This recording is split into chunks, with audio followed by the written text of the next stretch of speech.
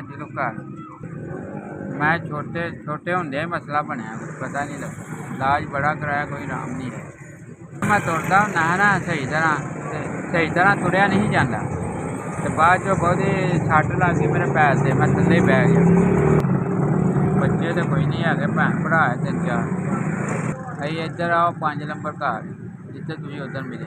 ਮਾਂ ਮੇਰੇ ਪਕਾ ਕੇ ਦਿੰਦੇ, ਮਾਂ ਜੀ ਮੇਰੇ ਤੇ ਔਖੇ ਹੀ ਨੇ ਹਾਲਾਤ, ਤੇ ਔਖੇ ਹੀ ਨੇ।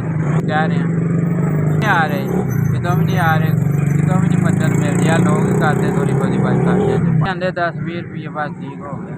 ਮਹੱਲੇ ਵਾਲੇ ਤੇ ਔਖੀ ਜ਼ਿੰਦਗੀ ਗੁਜ਼ਾਰ ਰਹੇ, ਅਤੇ ਬੜੀ ਮਜਬੂਰੀ ਹੈ, ਅਤੇ ਨਾ ਚੱਲਿਆ ਜਾਂਦਾ ਨਾ ਕੋਈ ਮਸਲਾ ਹੀ। ਲੰਮੇ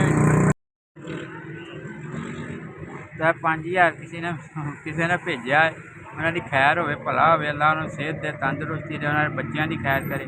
ਅੱਲਾ ਸਭ ਮੁਸ਼ਕਿਲਾਂ ਆਸਾਨ ਕਰੇ, ਉਹਨਾਂ ਦੀਆਂ ਪਰੇਸ਼ਾਨੀਆਂ ਦੂਰ ਕਰੇ। ਰੱਬ ਉਹਨਾਂ ਨੂੰ ਸੁੱਖ ਦੇਵੇ, ਉਹਨਾਂ ਨੂੰ ਬੱਚਿਆਂ ਦੀ ਖੈਰ ਕਰੇ, ਬੱਚਿਆਂ ਨੂੰ ਕਾਮਯਾਬ ਕਰੇ ਹਰ ਜਗ੍ਹਾ।